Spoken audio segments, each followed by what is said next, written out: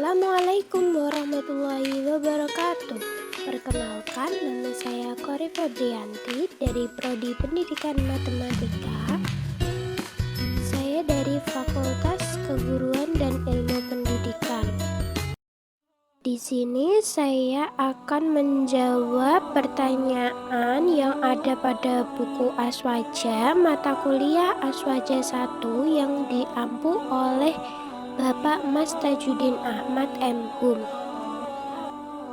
Oke, bab 2 adalah mafahim Ahlussunnah wal Jamaah atau akidah 20 sifat wajib Allah. Soal yang pertama, jelaskan perbedaan sifat salbiyah dan ma'ani.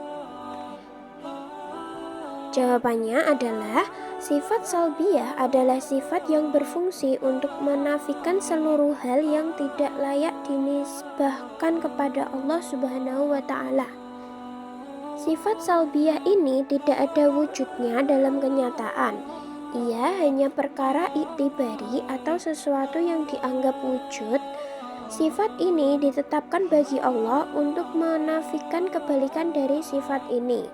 Maksud dari tidak ada wujudnya dalam kenyataan adalah andaikan hijab di dalam hati manusia dibuka oleh Allah, manusia tetap tidak bisa melihat sifat-sifat ini, sebab memang tidak ada wujudnya di dalam kenyataannya.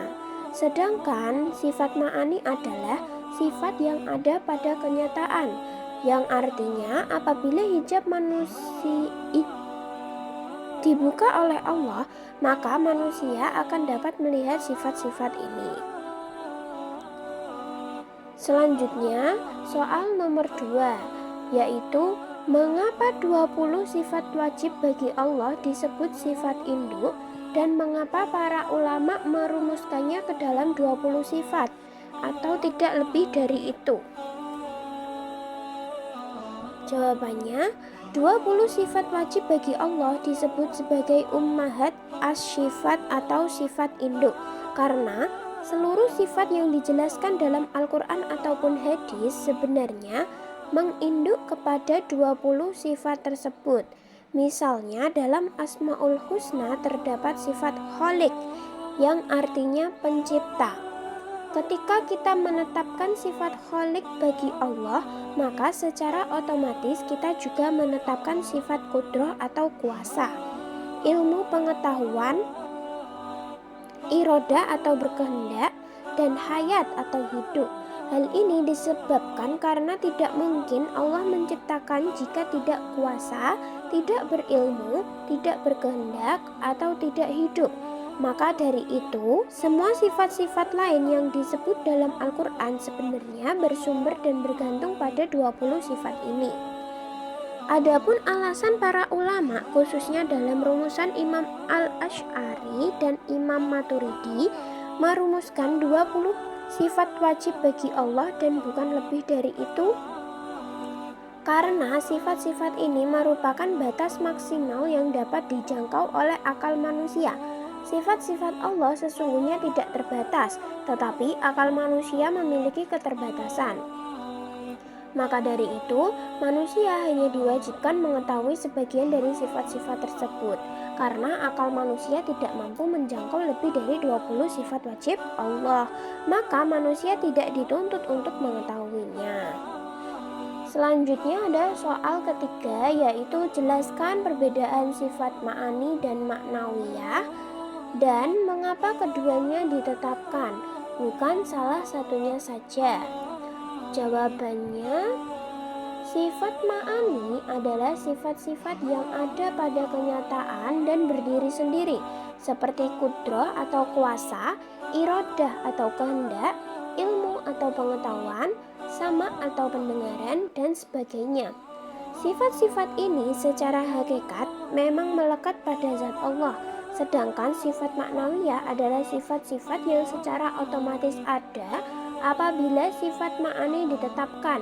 Misalnya, apabila sifat kudrah ditetapkan bagi Allah, maka secara otomatis menetapkan adanya kaunuhu qadiran, atau bahwa Allah adalah zat yang maha kuasa. Meskipun sifat maknawiyah merupakan konsekuensi dari sifat ma'ani, para ulama Asy'ariyah tetap menetapkan keduanya secara terperinci. Hal ini dilakukan karena dua alasan. Yang pertama, tidak semua orang dapat memahami apabila satu sifat ditetapkan, maka secara otomatis menetapkan sifat lainnya. Sedangkan ketidaktahuan dalam urusan akidah sangat berbahaya dampaknya. Oleh karena itu, para ulama menjelaskan keduanya secara rinci untuk menghindari kesalahpahaman. Yang kedua, sebagai bentuk penolakan terhadap akidah Mu'tazilah yang menafikan sifat ma'ani. Menurut mereka, menetapkan sifat-sifat ini akan mengakibatkan ta'addudul qudama, yang artinya adanya lebih dari satu perkara yang qadim. Maka, para ulama Asy'ariyah justru menetapkan sifat-sifat tersebut secara jelas sebagai bentuk penegasan terhadap kebenaran akidah dan keesaan Allah. Dengan demikian, sifat ma'ani dan maknawiyah keduanya penting untuk dijelaskan agar pemahaman akidah tetap lurus dan terhindar dari kesesatan. Selanjutnya adalah soal keempat. Jelaskan isi 20 sifat wajib bagi Allah beserta dalil akli dan naklinya. Jawabannya adalah yang pertama ada sifat wujud. Sifat wujud menunjukkan bahwa Allah mempunyai zat yang ada. Sifat wujud tidak menunjukkan selain dari zat yang ada. Yang kedua ada qidam, yaitu dahulu tanpa permulaan. Wujud Allah mendahului wujudnya. Semua makhluk dan wujudnya Allah tidak ada permulaannya. Allah senantiasa wujud tanpa didahului apapun.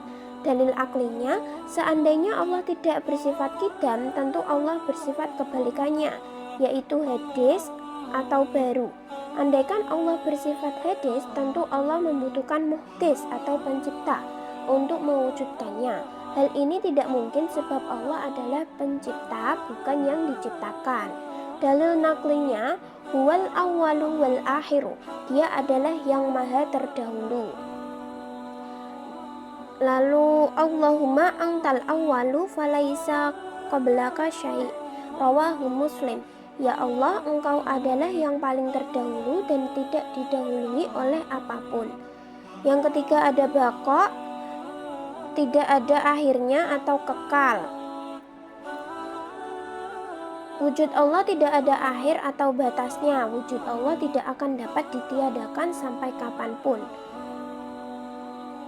Yang keempat ada muwalafat lil hawadis, yang artinya tidak sama dengan makhluk. Allah berbeda dengan makhluk secara mutlak, baik zatnya, sifatnya maupun perbuatannya. Yang kelima ada qiyamuhu binafsihi, tidak membutuhkan zat lain untuk menjadi tempatnya, yaitu Allah tidak membutuhkan zat lain yang menjadi tempat baginya dan tidak butuh pencipta yang mewujudkannya. Keenam ada wahdaniyah, yang artinya esa, baik dalam zat, sifat maupun perbuatan. Wahdaniyat artinya Allah Maha Esa, Esa dalam zatnya, Esa dalam sifatnya, dan Esa dalam perbuatannya.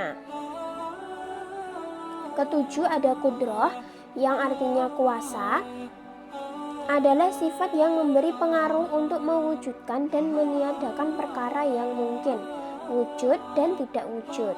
Kedelapan ada irodah, yang artinya berkehendak. Kesembilan ada ilmun atau mengetahui. Kesepuluh ada hayat atau hidup. Kesebelas ada sama, yang artinya mendengar. 12 ada basor, yang artinya melihat. 13 ada kalam, yang artinya berfirman. 14 kaunuhu qadiron, adanya Allah adalah zat yang maha kuasa. Lalu kaunuhu muridan, adanya Allah adalah zat yang berkehendak. Ke-16 ada kaunuhu aliman, adanya Allah adalah zat yang maha mengetahui. 17 ada kaunuhu hayyan, adanya Allah adalah zat yang maha hidup. 18 ada kaunuhu sami'an, adanya Allah adalah zat yang maha mendengar. 19 ada kaunuhu basiron, adanya Allah adalah zat yang maha melihat. Terakhir, kaunuhu mutakalliman, adanya Allah adalah zat yang berfirman. Oke, sekian, terima kasih. Apabila ada kesalahan, saya mohon maaf yang sebesar-besarnya. Billahi taufiq wal hidayah, waridho wal inayah, summa salam. Wassalamualaikum warahmatullahi wabarakatuh.